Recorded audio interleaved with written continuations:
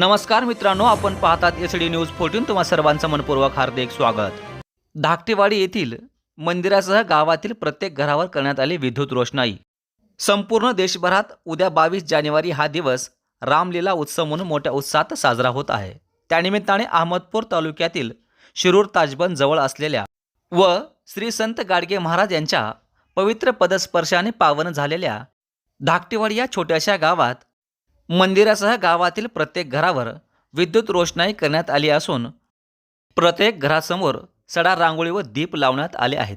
तर आजपासून सलग 2 दिवस हरिपाठ, काकडा, भजन तर महिला भजनी मंडळाकडून हरिरामांचा जप करत मोठ्या उत्साहात रामलल्ला प्रतिष्ठापना सोहळा संपन्न होत आहे.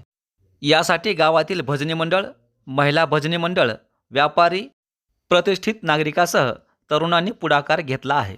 एसडी न्यूज 14 साठी धर्मपाल सरवदे, अहमदपूर, लातूर.